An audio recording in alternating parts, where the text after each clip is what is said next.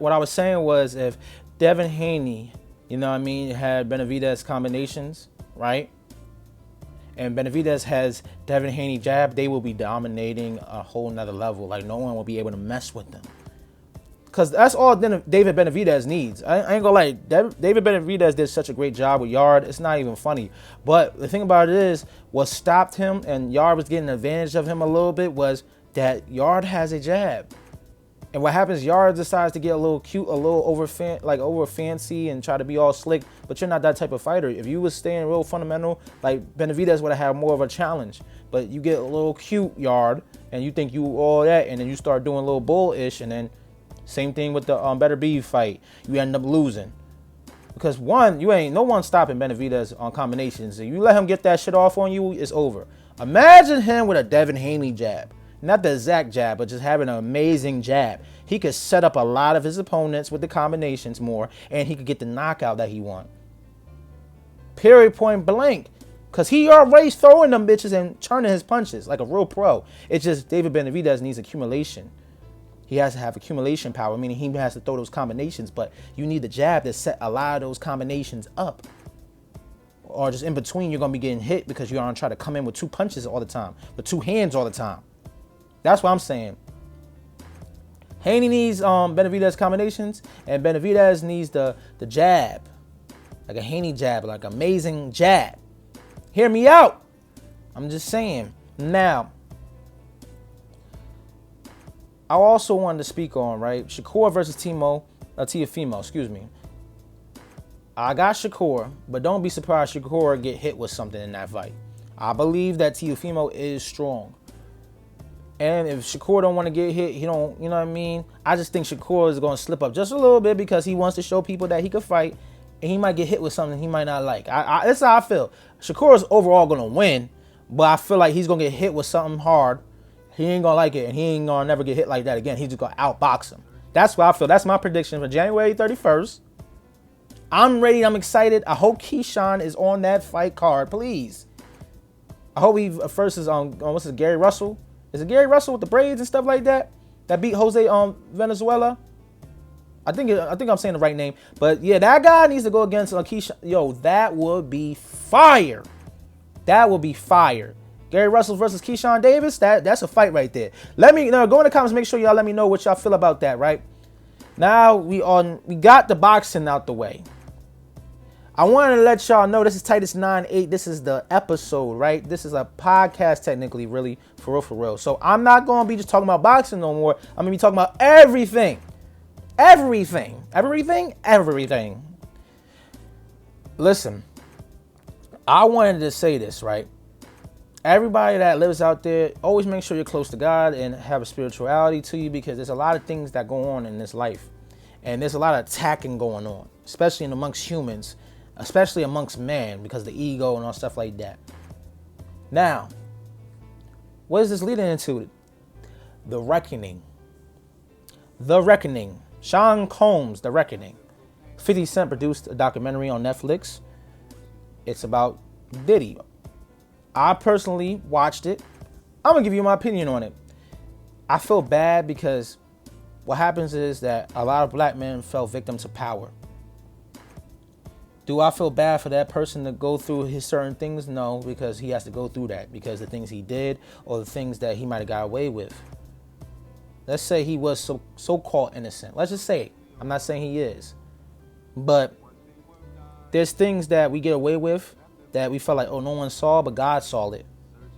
You understand me? And I felt like when I was watching this, right, he got like certain footage in there that it's like, you got someone recording this, bro. You got someone recording. Sorry about that, guys. This phone keep dying and all this other stuff like that. Running out of storage. It is a lot. All right, I'm back.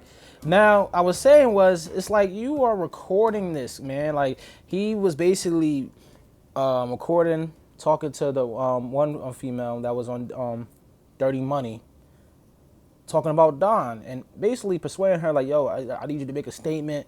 This girl's talking crazy. She got you mentioning it. He's being manipulative. And that was the biggest thing I took from here, is like he was very selfish. He grew up a certain way. I think he has the only child syndrome too. If I'm not mistaken, I think he's the only child. But the things they said about this man,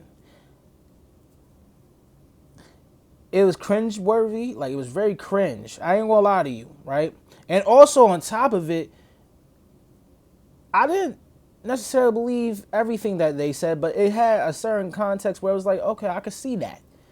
Like the one guy that was, well, I guess the producer or Lil Rod and everything, I believe him to a certain extent. I'm just gonna be honest with you.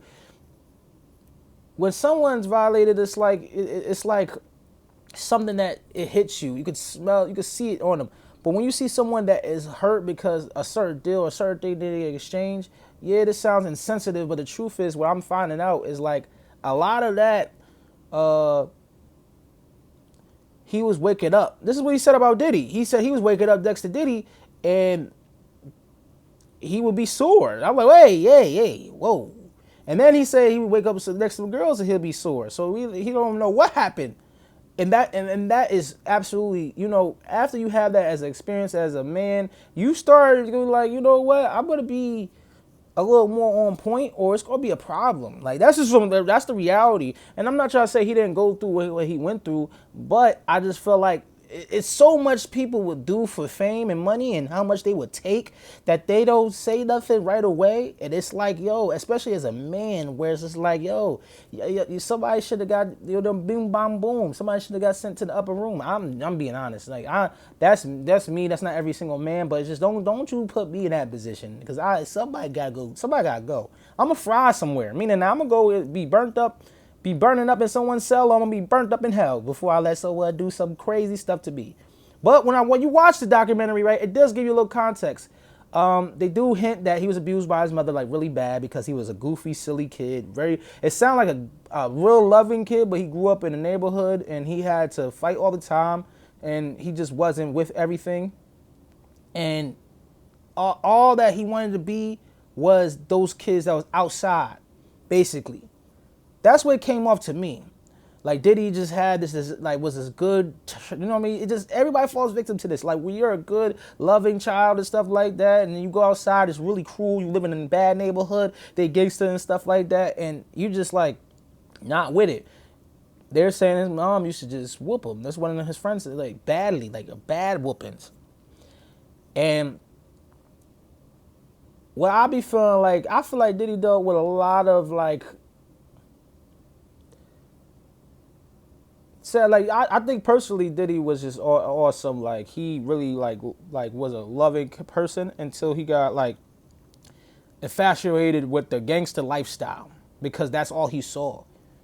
His mom was buying him everything, working 2-3 jobs and everything, making sure that he was always in certain, clothing and all that stuff like that. It was exploring how it got into this mindset of self.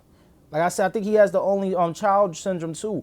How I view it overall was, it did give you a little bit of context. It wasn't just about bashing Diddy. It gave you a little bit of understanding of, okay, where his addiction came from. Okay, he supposedly slit his wrist, him and Kim got into it, slit his wrist. They don't really know, but he ended up taking Percocets and he started taking everything after that. You start diving deep and you be like, oh, this is weird. You get into a little bit of the psyche, but I don't know him personally, but when you watch this and you see the footage of him talking, speaking, moving, and all that stuff like that, which was gifted by by the people that didn't get paid for that footage, because he was going to put that on Netflix himself, which was crazy because, like, bro, you're on there bribing, you're on there making strategies on how to control the narrative. It was absolutely crazy, and it made me think about, like, of being in power and how black men fall into power and stuff like that, and how they just try to be like everyone else that falls into power. And that's not of our culture. When you look